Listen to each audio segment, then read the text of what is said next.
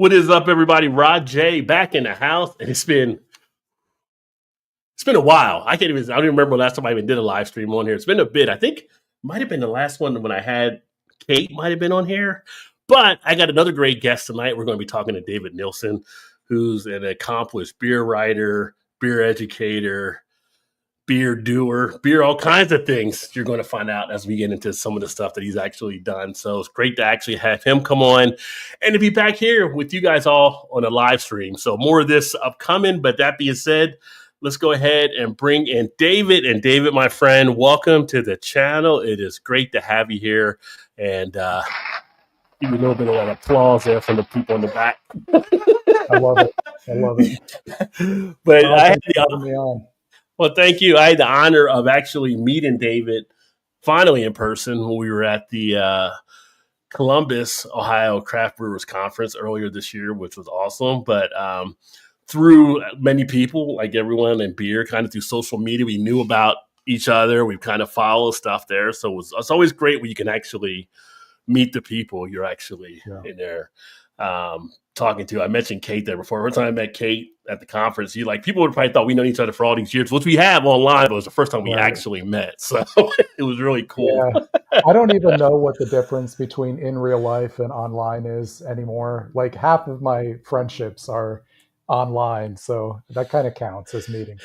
Right. It kind of works out there. And actually sometimes, I don't know, sometimes I feel like when you're doing it online after a certain amount of time, your kind of hair comes down a little bit quicker than when you're actually in person. Sometimes you actually meet people. So you probably have more conversations online talking to folks than real life, because you might see a person this month and I see them again for 2 or 3 more months, right? But online, you're talking a lot more frequently, I think. So that kind of drives everything forward. But I talk about you on here, but going down some of the stuff here, and thank you. You sent me a list of some stuff, which I had all that, a good amount of that earlier, but Advanced Cicerone, I mentioned the beer writer, beer educator.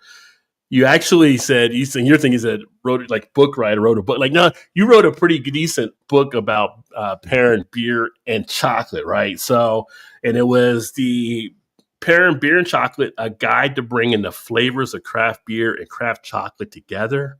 So we definitely want to get into talking about that some here as well. And in fact, for those of you watching, let me go ahead and drop that out there. You can check out David's book right there in the comments with the link. Also at the top, you can also see his details for the website, so you can follow along there as well. And if you're watching this on the playback, then I'll have the links in the description, or if you're listening to this on the podcast, I'll put it in the podcast notes as well on some of this stuff here. But award-winning member of North American Guild of Beer Writers, which we are both members of that there. So my first year being in this, so hopefully I can follow in your footsteps some. And I'd like that they're recognizing podcasts and video and stuff, because I'm more on the video and the podcast stuff, although my degree is in journalism. And we talked about it a little bit. I want to get back into writing some more, but it's like I usually do more of the video type stuff in the podcast now. But starting to write a little bit more. I'm putting a little bit more stuff out on LinkedIn. So people that follow me on LinkedIn are seeing little articles I'm starting to drop out there. But that you also do you curate tastings, you do the classes. Obviously, you wrote the book, so we know about the pairings. Other events you're actually doing. You got the Being the Barstool podcast that you're also doing that as well, which again, that's another link out there for you guys in the comments. You can check out the podcast and follow along with that.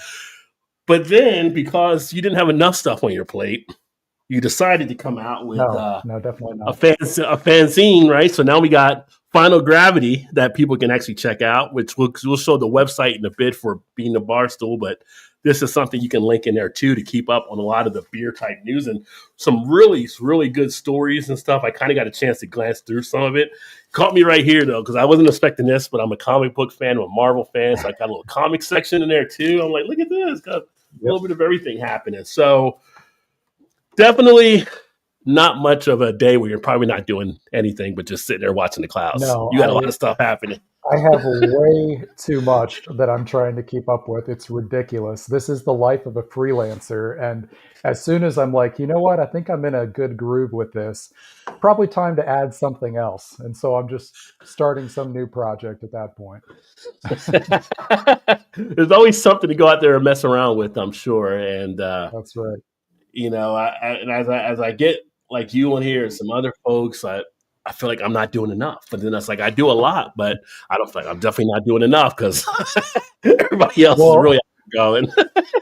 I mean, you have like an actual job. All of us are just out here messing around with beer stories all day. So Some great beer stories, some great beer stories. So, which definitely want to hear about some of that type of stuff there as well. But I guess one thing to get into is how did you even get down the road? How did you get into this rabbit hole, even going down on the beer? I know some of your background. You grew up around the Dayton area, right? But you were also down in the Carolinas. Is that right for some time as well? So another great area with some beer. so my sister lives, yeah, my sister lives in Asheville, so I've spent some time down there, but moved all around as a little kid, and then we settled here around the Dayton area when I was 8 years old. So I've been here most of my life. Hmm. Grew up in a pretty conservative home. Alcohol wasn't really around much, so I didn't find beer until my 20s, and uh, surprisingly, that allowed me to kind of skip the cheap, crappy beer phase of my life, and I got kind of right into craft beer from the outset. Um, some great mid 2000s beers, Great Lakes Edmund Fitzgerald. I see you got the Great Lakes Tin Tacker behind you Hmm. there. Bell's Two Hearted Ale. Got into some of those classic beers that a lot of us remember from our early days. Sierra Nevada Pale Ale, and was just kind of a casual fan of beer. It was what I drank for many, many years, but didn't really uh, dive into learning more about it until about a dozen years ago or so. And with most of my interests, when I get into something, I want to learn everything there is to know about it. Um, Hmm.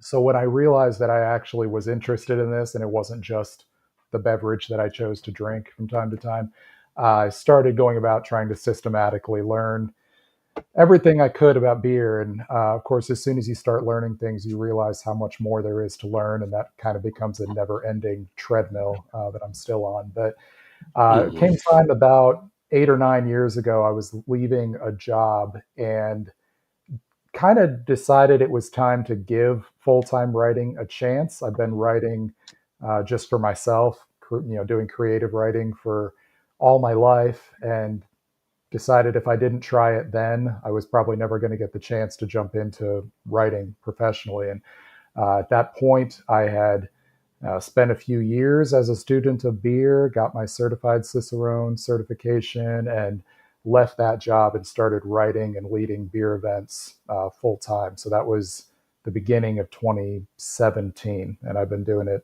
full time since then. Wow. Wow. Congrats to you on that there. Yeah, that's one of the things I was going to ask you too, because you got to the point now where you're at the advanced Cicero. So have you found that to be a great opportunity? You partake in it. And the reason I ask is talking with some of the other folks in the industry, some are like, yeah, you could do it, you could get it, Yeah, but then I don't know if you really need it. But then some are like, no, I really benefited from it. I think it gave me a lot more of the yeah, education and some more meat around the bones. And so what are your thoughts kind of on it? yeah. I think it's largely dependent upon the individual and why they want it, and on the Mm-hmm. specific professional situation they're starting from for whatever it is they want to do in beer. So if you are already in the beer industry, maybe you've been brewing, you're an assistant brewer, or you've been working in operations or whatever for a few years. I mean, you could pursue this if it was something you just wanted to get on your resume, but you probably have the brewing knowledge and the ingredient knowledge and the style knowledge and things like that. For someone like me, I wasn't working at breweries. I was coming from the writing side, had a deep interest in beer, but needed a way to kind of help myself organize this information and verify that I, knew what I was talking about. And when I was first pitching stories to publications back in 2017, 2018, they had no reason to care what I had to say. And I felt like Mm-hmm. having that certification was just kind of one badge that said, look, I have put some work into this to show that I know what I'm talking about. Or And with leading events, same thing. If I approach a brewery and say, "Hey, I'd like to lead a tasting in your tap room," well, every idiot who comes in there thinks they know something about beer, and so like having True. a certification was one way to show that I have actually put some work into this. Additionally, I think a lot of these certifications, and I think this is especially true as you get higher up into those Hmm. tiers, the advanced Cicerone and master Cicerone at the top, a lot of it just has to be for you. It has to be something Hmm. you want to do to get that feeling of accomplishment and show yourself that you've put this work in, and that you deserve that certification. I don't know that it necessarily moves the needle wildly in Hmm. terms of opportunities that's going to open for you. I started out at, everybody starts out at the certified beer server, which is a real Hmm. simple exam.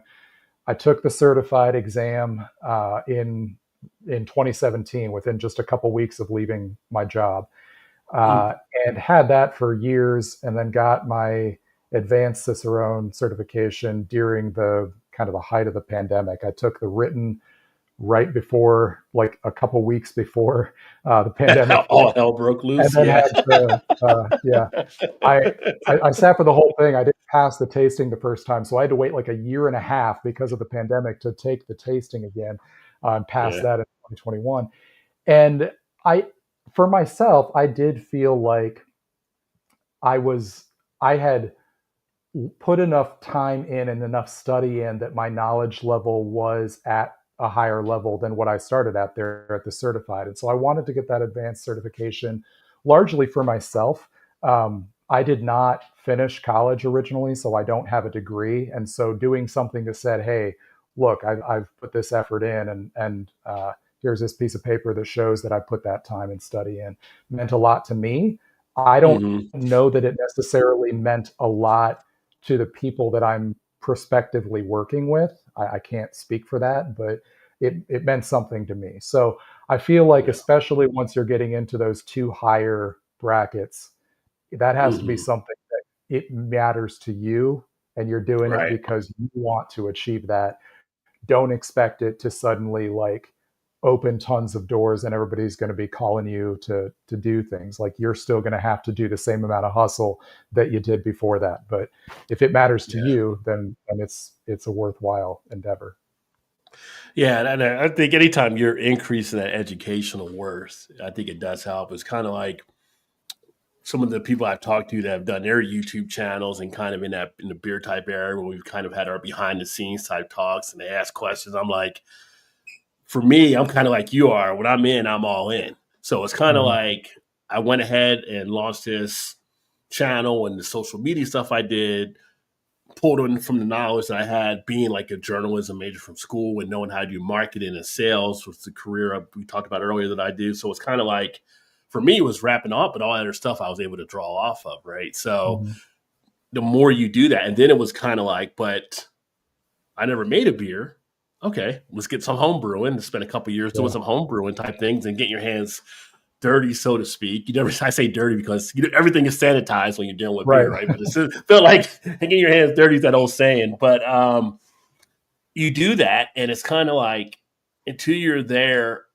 Not that everybody has to do it, but when you're there and you sniff the grains and the hops and you're measuring the stuff out and you're balancing things in between and you're wondering, I need to put this enzyme in or this enzyme, that just gives you an extra step of knowledge Mhm. that other people may not Yeah. have. And it's not just some guy just sitting there drinking a bud, like it tastes like a bud, I like this, So it allows you to get more involved and more detailed and to learn a lot more and to be able to share a lot more and then helping Yeah. to enhance the experience for the people you want to share that with. So Yeah. I'm all about, like, I tell people, like, keep pushing yourself to learn more and to dig more. You always hear the saying, if you're like the smartest one at the table, you need to get up and go to another table because you always have to be out there to learn, right? That's like an old saying that Yeah. I've heard through the years, that you have to keep moving forward. So I just think that's great. I mean, there's only, last I checked was like 25 or 26 of the master cicerones in the world. I think we're at like 28 or 29 now. We added just a Okay. couple recently. and I think there's about 150 to 170 advanced somewhere in Yeah. there. I haven't kept up with the numbers, but I think So somewhere even around there, there. you're still in rare air, even Right. where you're at there. Right? I was kind of like, well, I climbed Mount Everest, but I didn't go to the peak. But I went like 7/8 to the peak. Well, you didn't go Right. all the way, did you? I did go 7/8. I mean, you can't knock it down when I got to the Right. seventh, eighth Yeah. level, right? Yeah. Absolutely. Yeah. So you always got to Yeah. put stuff in there into perspective. And shout out to Vanessa, who's actually in the chat. She had a comment here as well. She said, "You never got to taste a leftover black label sitting on a picnic table at a very young age." That's fantastic. No, now I get to choose when I want to have those like classic cheap beers. When you're on going to a dive bar and it's like, yeah, I'll have, High Life or Coors Banquet or something. But yeah, no, I never went through the like giant brick of beer 30 or something in college. Yeah. Yeah, I was going to say you started out later. So you were, I go back to me being in high school where we had to basically sneak the old Mickey's hand grenades by one of my friends there in their backyard. We would go over there and drink at a picnic table, all kinds of. We always sneak around. Had to wait till like 10:30 at night when parents were asleep or something, right? And then you also had the misfortune of when you first start getting stuff, you're like, I don't know what this Mad Dog is. I don't know what this this Wild Irish Rose may be. I don't know what this Boone Oh Farms God. may be. You go through all the different stuff of that learning, right? I call it Yeah. building character, but it's those early stages you go Yeah. through. Like, I don't want this anymore, you know? Yeah, I did go through right before I got into beer. I did go through a very brief period of drinking terrible wine. So I was drinking like Uh, Arbor Mist and that kind of like fruit wine stuff. So I did have kind of a little while there of embarrassing choices. yeah, I think I was in my 30s when I found out that MD wasn't for Mad Dog, that it was actually two people named for the initials. That's So great. I did not know that. Yeah. So this is a thing ketchup sitting on the picnic table that spoils. It tastes the same as that black label bottle. Yeah, That's yeah. great. There's some drinks back there for sure. But speaking of drinks, so when you did get into it, do you remember what the first craft beer was that really kind of hit that nerve and kind of put you on the Oh, path? And I feel like for a lot yeah. of people, like for me, when I think back on mine, it's still like clear as day pretty much. But I think a lot of people have that light bulb moment that goes off and it just becomes etched. I think the moment at which and I don't know if it was an exact moment, I can tell you the trip. My Mm-hmm. family has been taking trips up to the Upper Peninsula of Michigan on Lake Superior since before I was born, camping on the lake. And we went back for the first time when my sister and I were both adults.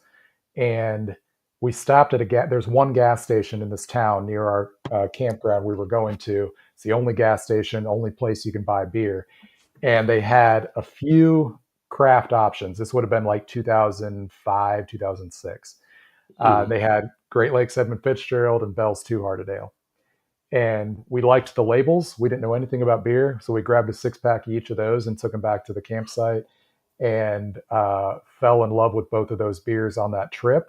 And the combination of, I mean, they're good beers, so I enjoyed drinking them, but also the the emotional quality of the trip, getting to hang out with my sister and camping and Mm-hmm. doing this, and then also both of those beers had an actual connection to the region. Edmund Right. Fitzgerald, we were Mm-hmm. camping an hour from where it sank. Bell's Two Hearted is named after the Two Hearted River in the Upper Peninsula, and so it was the first time I realized that beer could have that story element and could have a deeper connection beyond just what it tasted like. So I always look back to that trip as the thing that made me realize that this was actually really cool and I wanted to learn more about it. Shortly Mm-hmm. after that, I started drinking Sierra Nevada Pale Ale, and those three beers kind of became my favorites from there. Okay. Excellent. Yeah. Yeah. It was. It's always nice when you get that experience, and it can tie into like with that emotional type thing because you remember that beer, and you remember Mhm. what you're doing, and you remember that scene, and it just becomes like this whole Yeah, event type thing that takes place that I always absolutely. find and stuff talking about that. Vanessa's reminiscent of her old thing back then. on a bear hunting trip in '83. Choice of breakfast food early in camp. Box of Captain Crunch and a bottle of Southern Comfort. Wow, Now, that is a breakfast of champions. yeah, I can think in college there might have been some students that might have been some Captain Crunch around, and they had some Southern Comfort around. They may have put them together. So, Yeah, that's amazing. I went to school at WVU in the '90s, and that was two popular staples that were there often found. So, yeah, Yeah, Southern Comfort is a choice. That's a yeah. choice for breakfast. Well, I do want to bring up your website here as well. So let me grab that because I want to make sure I share that here with everyone too. So this is the website here, and again, I'll put another link in there for people that just got in the comment section. But David Nilsen, Beer Right Educator, um, David Nilsen, beer.com. Now you have the Bean to Barstool as well, which is another link. Hmm. So this is actually off your WordPress, and then Bean to Barstool, we'll go to that in a second. We talked about the book earlier, but Pairing Beer and Chocolate book.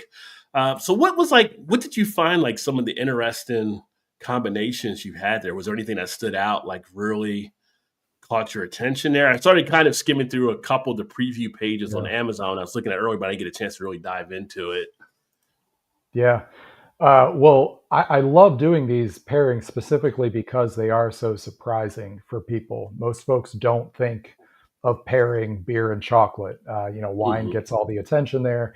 And if they do pair beer with chocolate, it's going to be a porter or stout, which can work perfectly fine, but there's no real surprises. That already Hmm. has chocolatey or coffee like flavors. And so that's a pretty easy combination. But there are so many beer styles you would not expect that if you find the right chocolate, they'll be awesome with. One thing I always do when I'm leading professional pairings is do a hazy IPA. Nobody thinks of IPA with chocolate. They feel like those Hmm. flavors wouldn't work together, but you find typically either white chocolates or like milk chocolates that have some kind of herbal inclusion, some kind of herbal spice to them. They can Okay. contrast so beautifully with the citrus and tropical fruit in those hazies. Sours work beautifully. Probably the most versatile pairing beer style for chocolate is English barley wine. You get those dried fruit and toffee Yeah. flavors, and it works with so many different styles. So there's in the book, I think I probably have 50 different styles that we're looking at. There are some styles that don't work great. Typically, anything that is extremely dry and quite bitter. So West Coast IPA or Hmm. German Pilsner, something like that, where that bitterness is really elevated and there's not much sweetness to the body. Those typically I stay away from. But beyond that, sky's the limit. There's so many different styles, Belgian styles, different sour styles. Like I said, Hmm. hazies, of course, the whole world of porters and stouts, even some good lager styles that'll work with the right bars. Yeah, I was thinking in my mind, like, would there be something like maybe some of the milk chocolate type chocolates with some of maybe the sours, like with the beers that are using the lactose? Would there be like any type of thing that kind of connect between those where you can kind of It draw off can. each other? Yeah, I mean the most forgiving element on either side of these pairings is going to be sweetness. So when sweetness Hmm. is present, it takes off some edges and kind of expands what will work together a little bit. So when you've got something like a milkshake IPA or something of that nature that has some real intentional sweetness to it, Hmm. certainly you can find some things to work with that. It's not always as direct as you might expect, like milk chocolate with something that has lactose necessarily, but Hmm. whenever you have that sweetness element, it definitely is going to be a little bit more forgiving in those pairings. Yeah. And Vanessa had mentioned she recently found chocolates filled with espresso. So one of Vanessa's favorite, if not the favorite beer she loves is Dragon's Milk. So obviously, something Nice. like Dragon's Milk, you could easily pair up with something like that, or that would go with so many different types of chocolates Mhm. that you could actually do there as well. I also find myself now, I'm starting to more pair up some beers with cigars when I have a cigar once in a bit Oh, too, sure. which is Yeah. actually a good thing to kind of Yeah, do I do there. that from time to time as well. Yeah. And I've Yeah. also found out that getting the right cigar does matter. You're like, Mhm. I didn't really know the cigar game as much, right? So when you're first testing out, you're like, well, I get this one, I'll get that one. I'm not going to spend a whole bunch of money on a cigar. And I just recently got some cigars in for like a little humidor that I have that I had ordered from one of the cigar places, and they were all highly rated. And I'm like, okay, now I taste the difference between this one versus those Yeah. little knockoff ones that you get in the store. So I was like, now my game's on a different level, which means more money out of the account probably, but that's a whole different story Yeah. there. My But yeah. brother-in-law is really into cigars, so he hooks me up with good cigars from time to time, and that's how I've been trying different things mostly. Yeah, and then I found a cigar app, so now I can actually track the ones I really enjoy too. So now I'm not just Untapped for beer, but there's an app called Unwrapped for cigar. Nice. Is Yeah, it? so if I you ever, assume it's directly like based on Untapped, like it's kind of a I rip think off it of them. pulled the ideas from it, but it's got a little bit more. It's got like the more your freelance note and stuff in it too. But yeah, you Okay. got the rating off of 5, and you can definitely tell they took that idea there and kind of Yeah, just moved it over. So, but that's funny. it makes a nice one to try. So if you're looking to track your cigars, not that Sure. you need another thing to take up more time. It's a Right. great Yeah. app. No.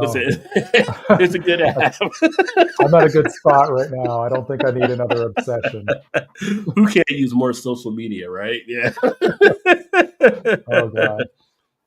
Shout out to 420. Thank you for jumping in, my friend, as well. Shout out to Anthony. Appreciate you too. He's got a Voodoo Ranger right now. Not as nice as Nice. the beers you guys are talking about, but still Oh, tastes. it's Hey, fine.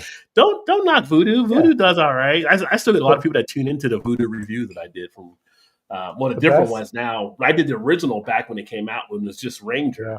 but then they added the Voodoo stuff, and people still like tuning in and watching, and they're enjoying it. I mean, The best New beer Belgium, is the beer that you want to drink. So if that's yeah. Voodoo Ranger, then that's the beer you should be drinking. And in 19.2 ounce cans at whatever ABV they're at now. Yeah, you don't need many of them.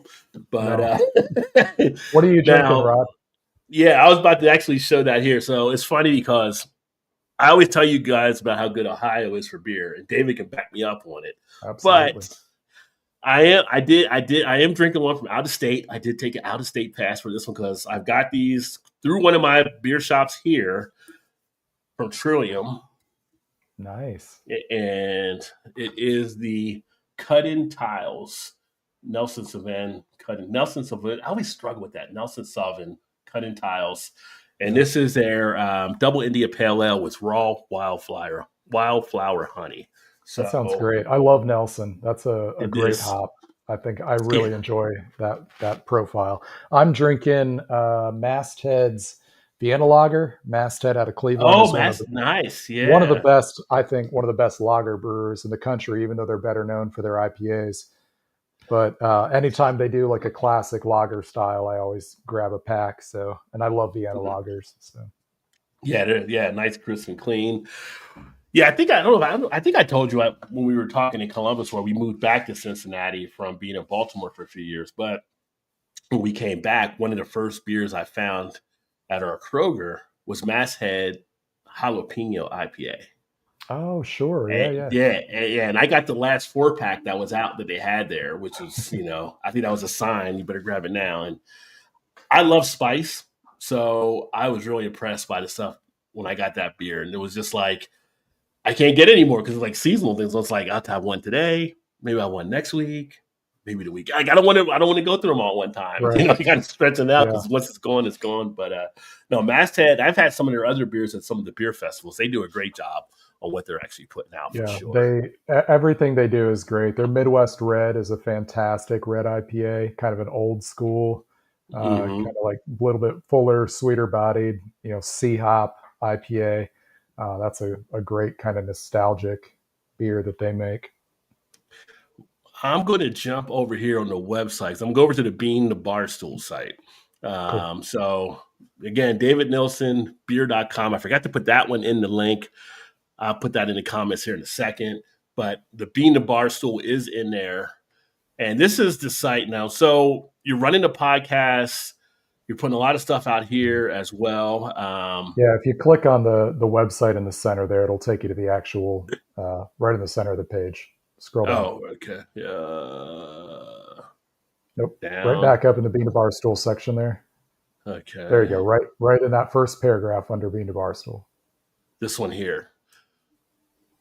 Yeah. So this takes you over to the bean to bar stool. So this is where you have, and I love the imagery there because I'm not drinking a beer, I'm probably drinking coffee. So, so it all That's works out actually well. chocolate malt. That's chocolate malt. Oh, it's chocolate malt. Oh, okay. Because I was Yeah. thinking of the coffee bean before. Didn't you do something with coffee before at one point? I Yeah, thought. I do some stuff on there with coffee. I mean, it started out just chocolate and beer, but now we do a little bit of everything. So I've definitely brought in some coffee. It's the title Bean to Bar Stool is a play on bean to bar chocolate. Bean to bar chocolate is kind of one of the branches of craft chocolate. So Bean to Bar Stool was sort of a pun on that of saying it's chocolate and alcoholic drinks. Gotcha, gotcha. And see, I was thinking from the coffee bean, and now you went to the bar. So, Yeah, yeah, yeah. Well, you can do it. I yeah, mean, it works, you know, yeah. as long as everything in the title makes you think about the things we're talking about, then it did its job. Then it works, right?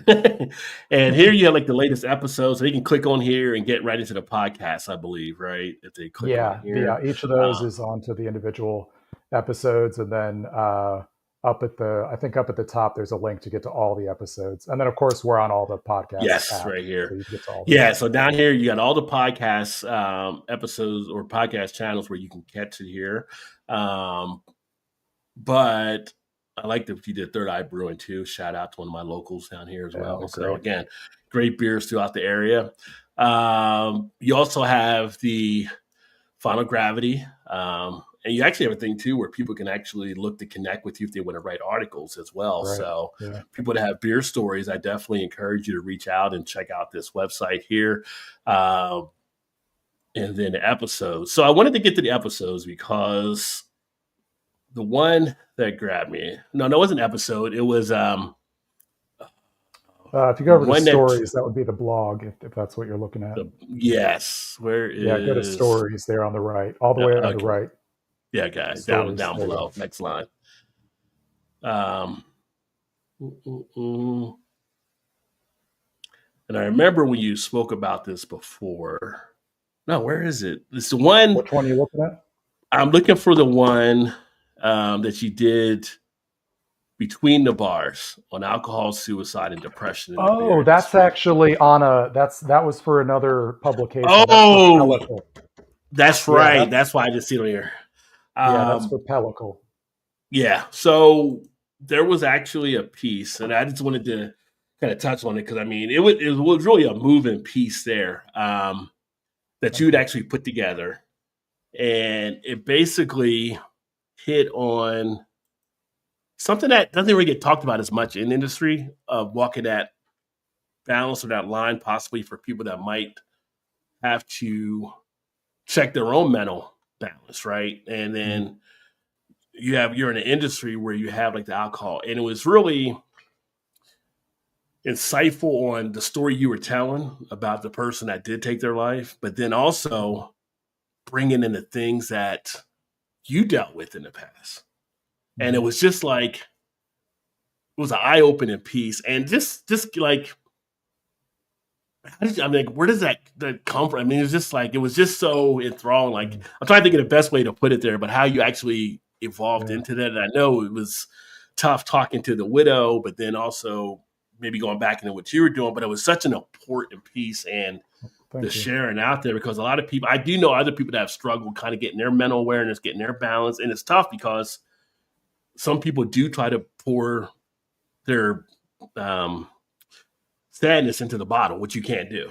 Like I never Yeah. drink when I'm upset or angry or anything along those lines, right? Yeah. But some people look at that as an escape, and that just makes it worse. So I'm just curious, like how you all came about that, and just I'm hoping you got some really good responses back off of from other people that you helped there too. I mean, it was just a powerful Mm. piece.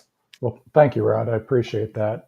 Yeah, first of all, I have gotten a lot of good responses. As a lot of people have reached out to me, and not just right away. I mean, I'm still just a couple weeks ago. That came out in March. Just a couple weeks ago, I got a message from somebody who had just been kind of sitting on their thoughts with it, and finally reached out and shared what they'd been reflecting on with that story. But um, I think one of the key things to that story, I spoke with a mental health professional for that article who specifically works with folks in the industry. She had done a presentation at CBC a couple years ago about mental health in the industry, and she made a great point that uh, craft beer doesn't want to talk about this because we're supposed to be the happy industry. We're like, Hmm. craft beer is supposed to be fun.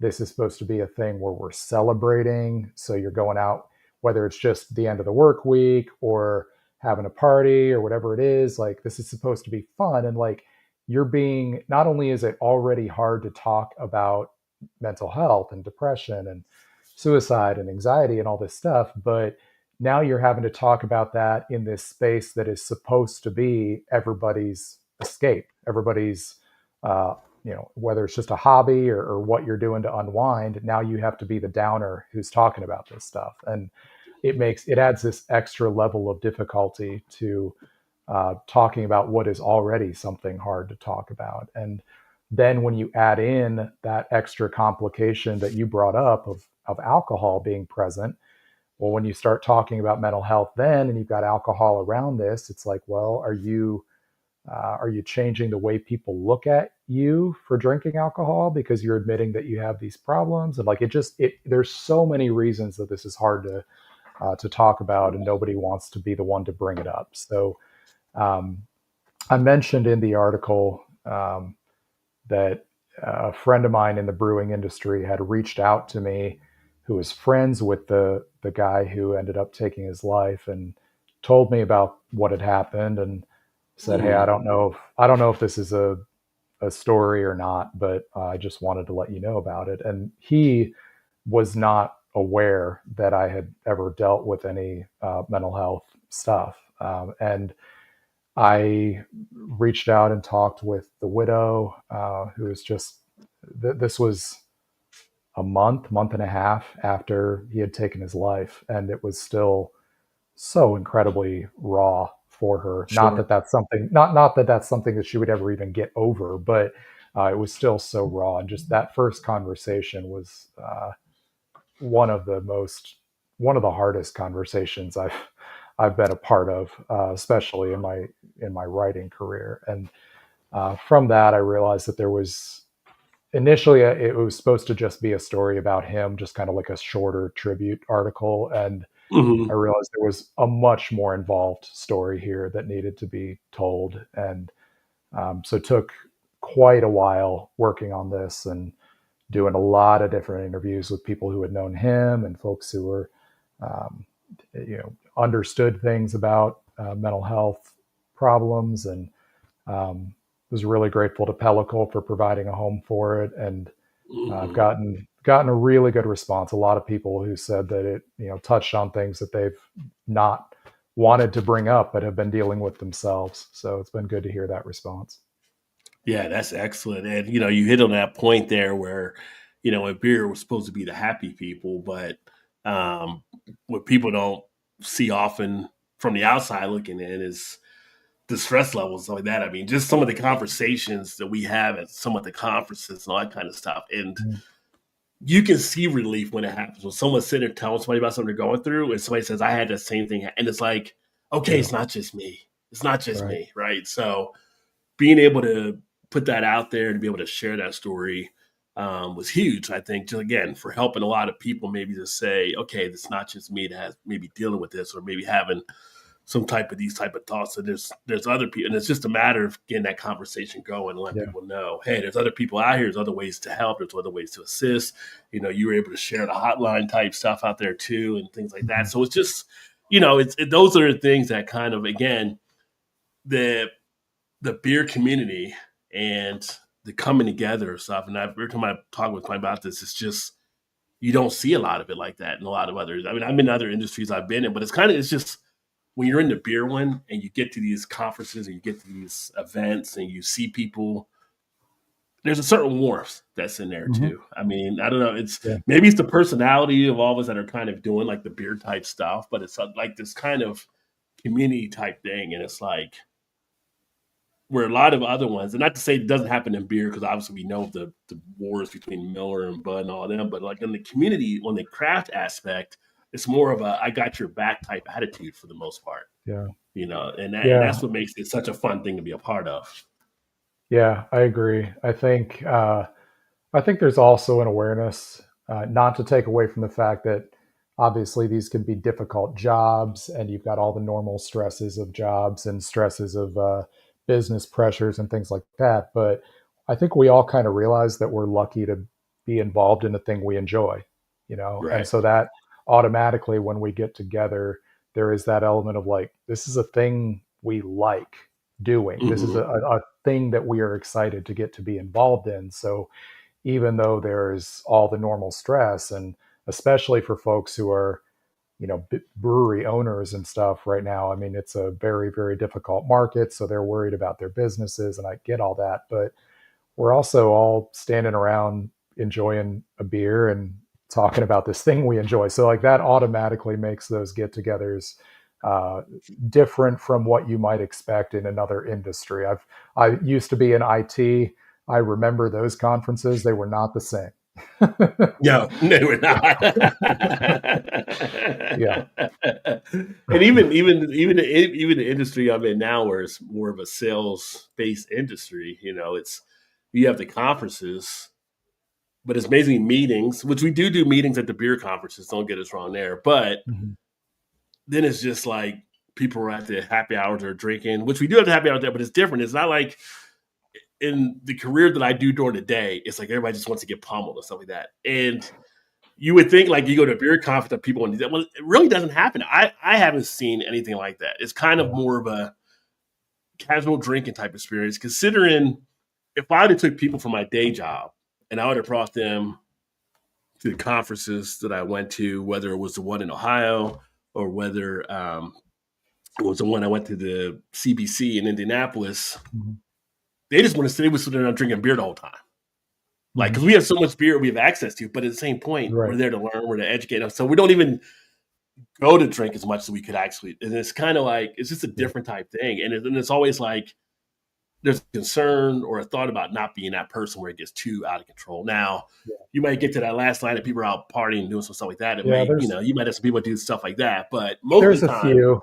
There's a yeah. handful you definitely see, but I think some of it at those conferences is that this is a chance to get away from the stress of the day-to-day work. So even though Hmm. you're there for your job and you're there to learn things or network or whatever it is, you're not having to do your normal 9 to 5 while you're here. So there is that chance of like, hey, we actually get to hang out with all these people we like from the Hmm. industry instead of, just having our noses down to our work. So I think that's definitely an element of it where, yeah, you're there to learn, you're there to do, maybe there is some meetings and dealings and things like that, but it's also just like, this is an industry party sort of, where you actually get to be around all these people that you appreciate and enjoy. Yeah, yeah, I think that's definitely the case. And we were talking about the pairing, and Vanessa was like, I think she's talking about the jalapeno one, pairing it with tacos and Carolina Reaper. So you just want to set your mouth on fire, then, Yeah. because the one That's thing when you pair IPA with spicy, it uh-huh. intensifies everything, right? So Masochistic right there. Yeah. yeah, You got to you're really asking for the enjoy pain. the heat. Yeah, coffee, Yeah. chocolate, beer, indeed, indeed. Yeah, eating before drinking makes the alcohol buzz last longer, in my opinion. I mean, It could delay absorption a little bit. yeah. So maybe, I guess it's possible. I always recommend you should eat if you're going to drink, just to have something to soak it up, right? But yeah, uh, I don't drink much, but when I do, like putting down a few cold ones. Yeah, who was that? I saw earlier? Oh yeah, that was U420. Got a few Labatt ice beers and some green, Nice. perfect for after landscape on my day. Yeah. Now, as far as like a beer for like after doing some of that yard work, you can't knock the Labatt ice. You can't knock one of those like No, do the rest type thing. I that's mean, the it's just perfect time for those types of loggers. Absolutely. yeah. Yeah. And so let me ask you this, because I always like get people in here. I always like to find out what their thoughts are, see what they may think of out there. But if I had to drop you off on an island and I gave you 6 beers to take with you, Ooh. which 6 beers do you think you put in your 6 pack? That is something. I knew where that question was going right away. Uh, I think, well, I mentioned a few favorites, that I started out with, and they're still favorites. Still love Edmund Mhm. Fitzgerald and Bell's Two Hearted. So probably those two. I think I go Orval, Trappist Ale. Okay. Um, I think I do Taurus Bulba, which is a Belgian pale ale. It's kind of like 4.5%, Oh, okay. hoppy, but it still has that fermentation character. Really love that beer. Got to get a lager in there. Got to get a Vienna lager from somebody. Maybe Dovetail's Vienna lager out of Chicago. That's a Dovetail good call. is I've had that. fantastic. That's a good call. Yeah, Yeah. yeah. And my last one, I want something.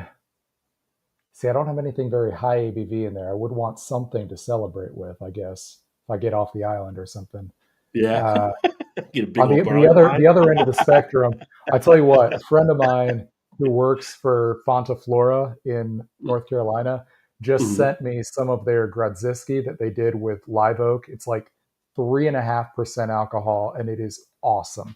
Lightly Really? smoky. It is so good. So it's going to be between that. My last spot's going to be between that and something like a Belgian triple, something much higher. But I think I go with that Grodzisky for right now. But if So you're I going think, smoky, you go smoky, no Shankarla? Because I feel like if you're going to bring a smoke, yeah, you got to go. I do like Schlenkerla, but like what I love about something like the Grodzisky or like Little Fish does a great smoked Helles is that it's very Yes. mild. It's this gentle smoke. You still get the crispness of this like light bodied beer with just a little accent of the smoke rather than it being really aggressively smoky. I enjoy those like Bamberg style smoked beers, but if I'm going to be drinking a bunch of them, this is all I have to drink on my island. Uh, Yeah. I might go with that Grodzisky as my last one. So we got a Vienna lager, a Grodzisky, a Belgian pale, Orval, uh, a Midwest style IPA, and a porter. Those were my 6 picks there. Well, there you go. You wait for the boat to pick you up. Yeah, take your time. I got beer. Take your time. Yeah. And 420 says some people in different situation with mental health shouldn't drink, in my opinion. I mean, Absolutely. obviously, I yeah, mean, you got to definitely I know where you're at there. yeah, and I mean some of that is separate from mental health. I mean, there are other problems you might have that mean you shouldn't drink, and they can dovetail Mhm. with mental health issues. So addiction issues might be, you might also be dealing with addiction and be dealing with depression, and those are compounding issues. So that's something that obviously you need to stay aware for yourself, and also talk to both your mental health and medical professionals to be able to make those evaluations. Yeah. And speaking of addiction, here's an interesting question for you as well, because I don't know if this might have been something you've ever researched or talked about with folks, but we got the big push with NA. In fact, NA, I think I got an upcoming video on it, but I think it's like the second Yeah, fastest growing segment of beer right now. yeah, And I wonder, like you have some people that have the addiction, right? Double A, I almost said triple A, but going to Alcohol Anonymous or whatever it may be, or they fought the addiction. But I feel like sometimes there's things out there where you could do a non-alcoholic beer because it's not alcohol. I mean, it's less than 0.5%. But what are your thoughts on that? Have you ever done a story like to see? Because I feel like enticing someone into that may end up Mhm. enticing them back into alcohol, which they shouldn't be This going is into. a big debate within the sober community right now. There Hmm. are I'm. Do you know Mark Lafaro, the beer writer?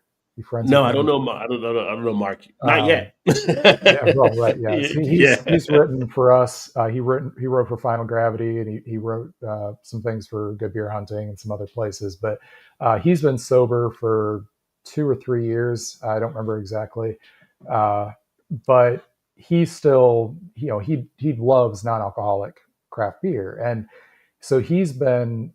I talk with him, and he'll tell me about conversations that are existing within the sober community, and there are some folks who think non-alcoholic options, whether it's beer or wine substitutes or whatever it might be, are great. And some people who really, really don't think they're a good idea for the exact reason you're talking about. And there's kind of this Mhm.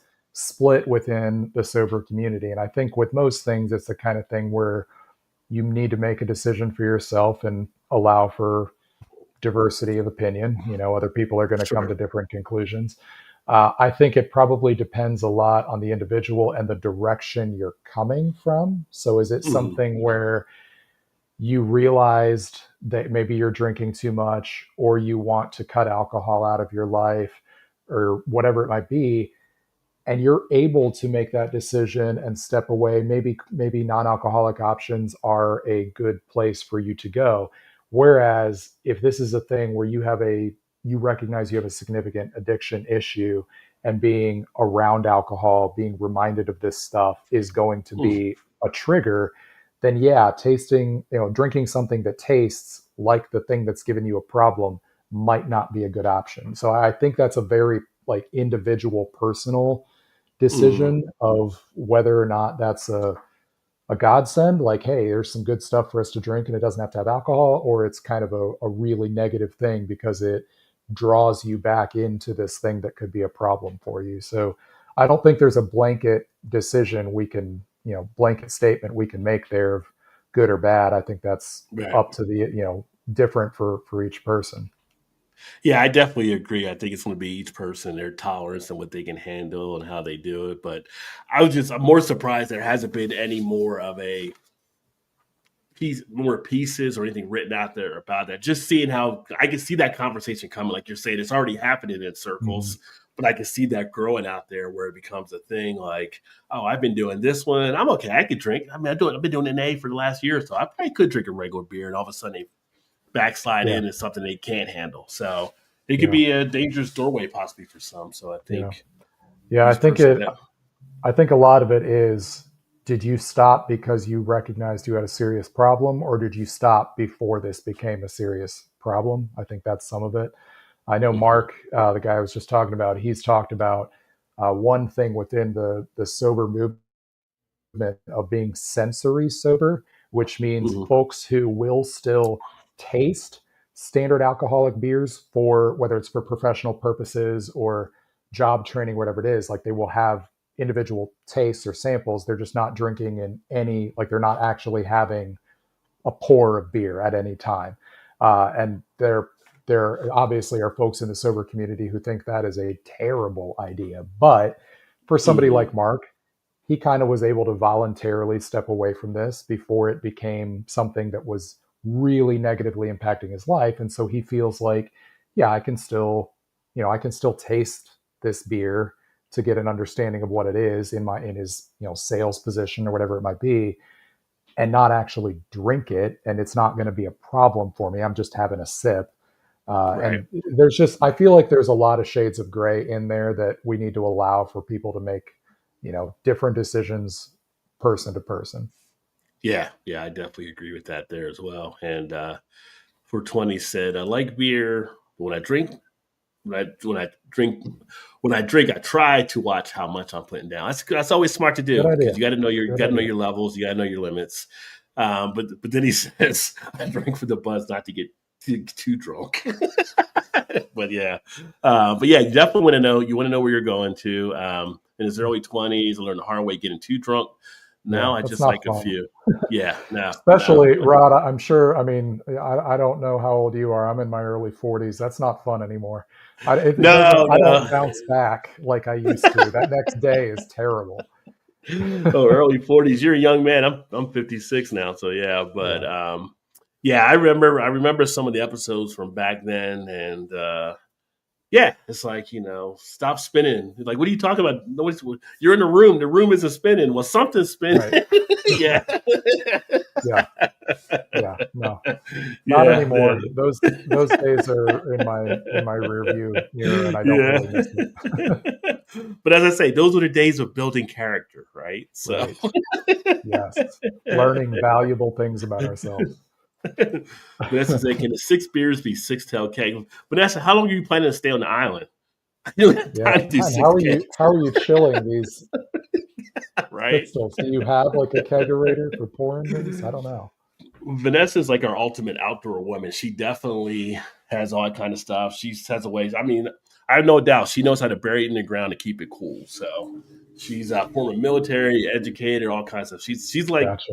you were saying earlier, lifelong learner. So she's always learning new things to do. So Gotcha.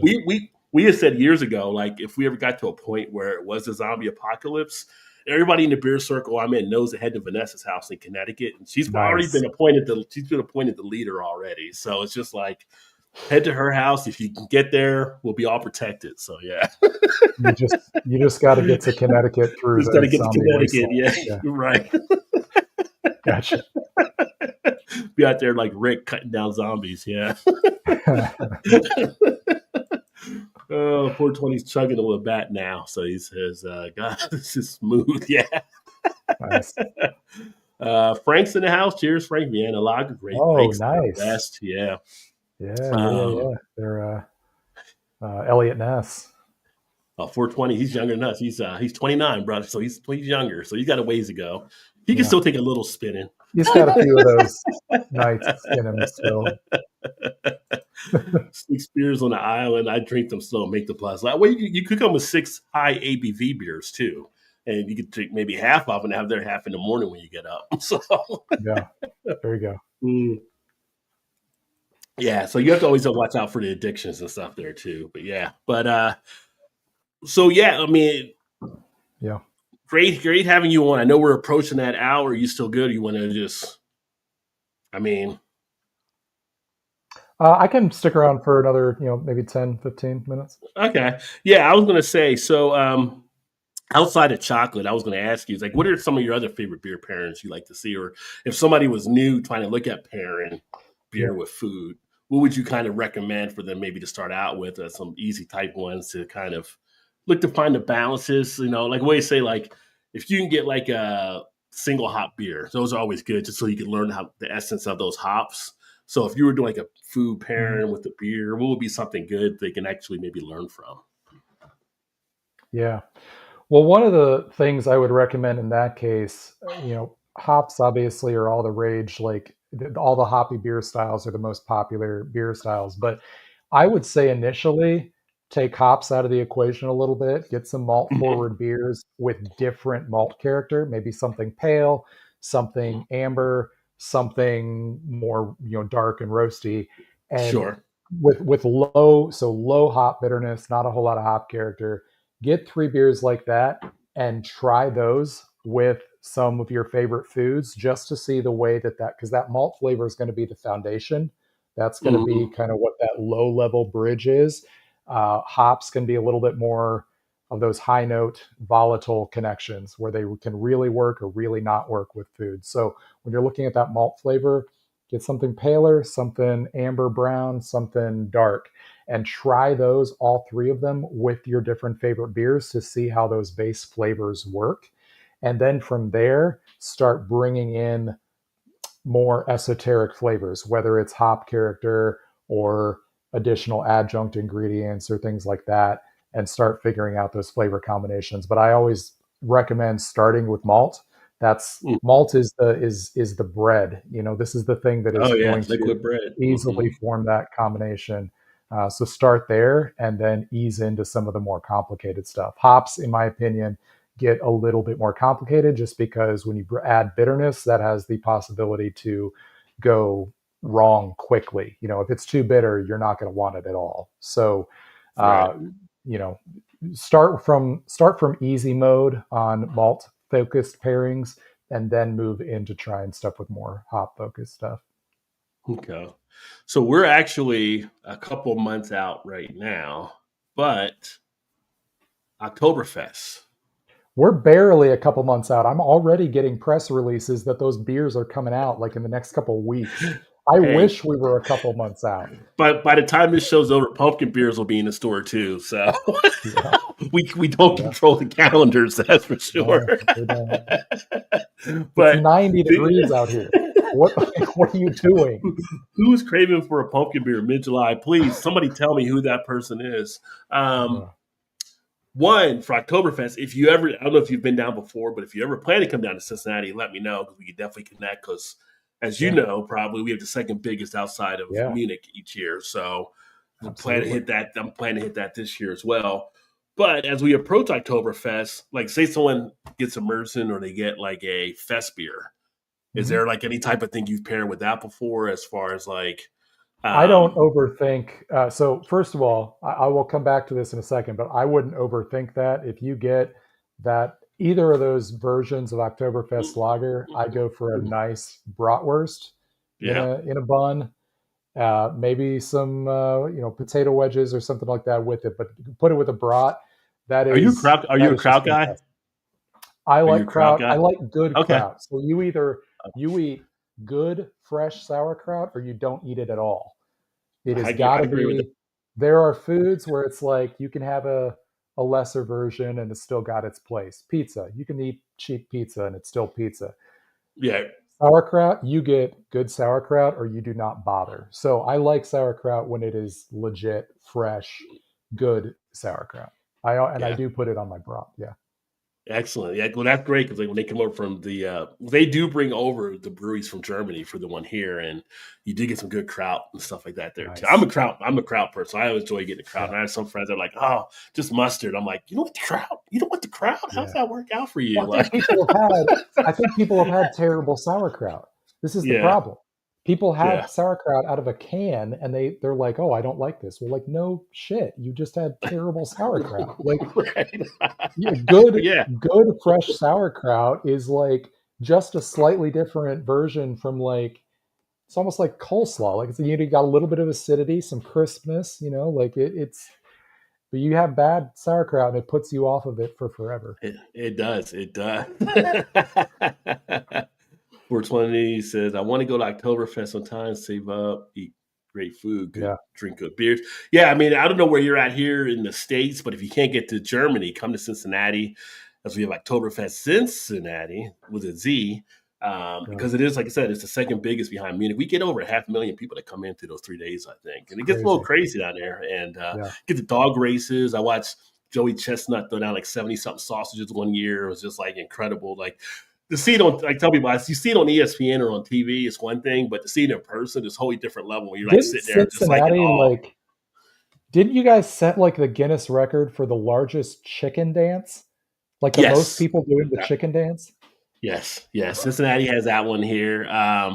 And we actually, Cincinnati, so if you're not familiar with, for people watching, you might be familiar with it, but Cincinnati has a large German heritage. So amazing on the Mhm. Covington, Kentucky side, we had the first Hoffer House in the country was here Hmm. in Kentucky, in Newport, across from Cincinnati, Oh, shit. because the family that opened that one had ties back to the one in Germany, and then they started expanding across the states in different areas from here. But yeah, I mean they have their own little Oktoberfest over in Covington, Kentucky as well. Not as big as what Cincinnati is, but it's kind of like they have theirs the Yeah. week before, so you can kind of pregame, go to that one, and go to the big Nice. one.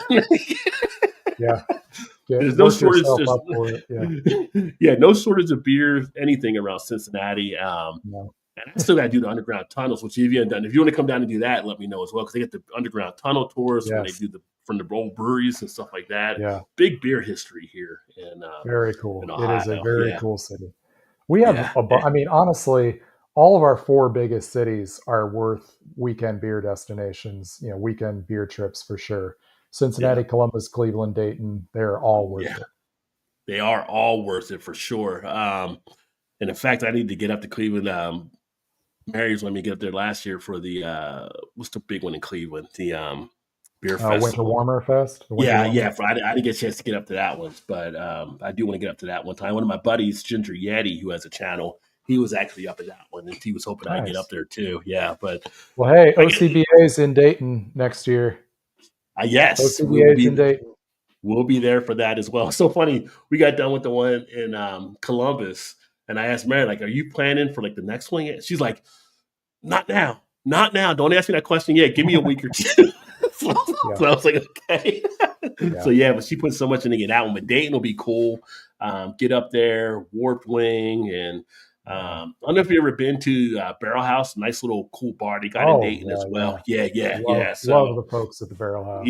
yeah, so looking forward to getting up for that one there. But as we get ready to wrap up here in a bit, because obviously I got to bring you back from work because I still have a lot of stuff to even talk to For you sure, about. Like yeah. I said, that's the thing. I set it up, bring you back. We'll do more along those lines. You've been all over like the the world, so to speak, doing different things with beer and stuff like that. So what is your, like one of your coolest places you've been to actually sit and enjoy a beer? Oh wow. Uh, there's a little bar in Bruges, Belgium, that is in an alley, and it's not, to call it an alley is misleading. It is a like hallway between two buildings. Like it is barely wide enough for like a doorway.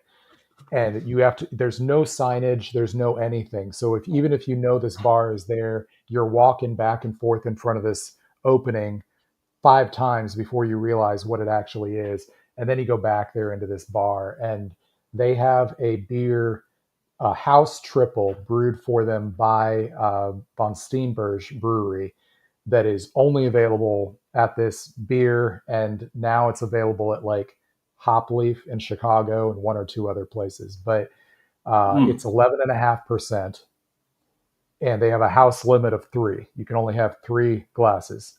Because if you have, I mean, you're having three 11.5% beers, it's probably time to call it a night anyway.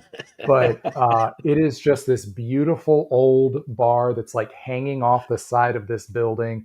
It's got 2 stories inside with like an open, there's like a railing so you can see down to the floor when you're up in the second story, and is drinking this beautiful beer. They take their presentation value incredibly highly. So they bring all their beers on like a little tray with a doily on it and a little dish of cheese. Every single beer, they bring you this. And it's just this like service ritual that they do. But every time we are in Bruges, we spend an entire night at that bar. And Wow. I, if anybody has an inclination to travel for beer, make Belgium high on that list. And Yeah. Bruges is a city you will not regret going to. The bar is called De Gare, which literally means in the alley. Mm. And it's amazing. I wrote an article, the same website that did that depression article that we talked about a little bit about Okay. Yeah. Helical. I wrote an article for them about that beer and that bar, and it's an experience you will never forget if you can go. Okay. Yeah. Belgium is the pinnacle of my list of places to be. In fact, the wife knows, like, we talk about where to try to go for trips like that and everything. And I told us that if we go to Belgium, I might not be coming back. So that might be one of the last one we want to try to go to, or we're going to move there or what. But it's kind of Yeah, like, I was like, I told her, so if anything ever happened, it's just me. I might go there and just become a monk if it's just me at some there you point. go. Like, Yeah, because you know what, the beer they make, I'm okay. I'll be a monk and just drink that and be there fine. you Don't go. got to talk to anybody or do anything. So yeah. That's great. That's At great. 420 Pennsylvania, nice. I'm actually going to be, it looks like, in Pennsylvania in August for the Barrel and Flow Fest, as it seems right now. Oh, So I cool. should be there. Are you We going to be going now? I wanted to, but we have a conflict that weekend. I really wanted to be there for it, so Yeah. hopefully next year I can go. Okay. Yeah, this is like number 5, and I was supposed to go to the one. I think it was either the initial or the second year. And a week before, I ended up breaking my wrist, and I couldn't end up going. Oh no. I got everything was paid for, ready set to go. Broke the wrist. Obviously, if I'm popping painkilling pills, I can't go drink somewhere, right? So, Sure. Yeah. and then we had like COVID the next year, 2020, right? And Oh then blah blah geez. blah. So things started wrapping around. So finally getting a chance to take a look at going up there for that. So that'd be cool to go check out some stuff for what those guys are doing. I'm going to kind of get some different media reports and stuff done when I'm there, but looking forward to that. But yeah, Pennsylvania, you got some good beers there too, 420 as well. Yeah, absolutely. And I appreciate you subscribing as well. And yeah, go ahead and get it wrapped up here so we can get you out and let you get whatever you need to get done for the evening. But anything you want to mention for upcoming things you're working on, or that people can check out or look forward to Yeah. on the website or the Yeah, podcast?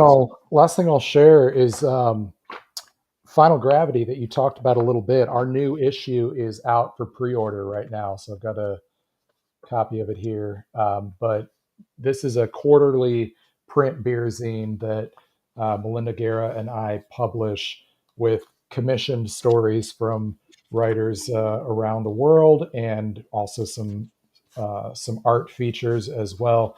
But the cool thing about this is that we focus entirely on like very personal, human-centered stories. So it's not just beer styles or brewery profiles. Like we're looking at kind of unexpected stories that you wouldn't necessarily see in other publications. So this is available for pre-order on the Bean to Barstool site with free shipping right now, and it'll ship at the very beginning of August if anybody wants to check that out. On that Bean to Barstool website, there's an About Final Gravity tab, so you can learn all about the zine if you want to, but definitely check that out. Got some really cool articles in this one. Nice. And I like the inside piece where you do like the little profiles and all the different contributors and stuff, which is pretty cool as well. And again, if you haven't checked out the book, I put another link in there in the comments. You can check out the book there over on Amazon with the pairing of the beer and the chocolate. And it's not when I saw it, not a long read, like 100 pages, right? So it's not too long to read. You can kind of just go right through it. Okay. Something like 104. Yeah. So not a bad one there. Yeah, it's a pretty easy little guide. It's organized by beer style or like groups of styles. So if you're just having a beer, you can go to that page and it'll give you some basic guidance on what you can pair it with, and then you can pick some chocolates to pair with it based on that. Excellent. Well, thank you, David. I appreciate you coming on tonight. If you want to hang on for a second, I'll catch up with you here after I do a quick wrap on the end of the show. And thank you for everybody that tuned in. And again, if you're listening back on the podcast or watching this on the replay, make sure to check out the links. I'll put the links in the description, podcast notes. I got too much stuff. It's just everything just flows through my mind when I'm sitting here talking about stuff. The podcast notes, the YouTube description, wherever you're watching this back on, I'll have stuff there for you. And always a good time. It's great to be back on the live stream, sharing all the stuff with you guys. Stay tuned. Got another one coming up on Sunday, so make sure you see the promo for that. As we're going to be going overseas to the UK to talk to Tim Weaver about branding for some of the breweries. That being said, we'll sign off. Thank you again, David. Cheers, everybody. Have a great second half of the week. We will talk to you soon.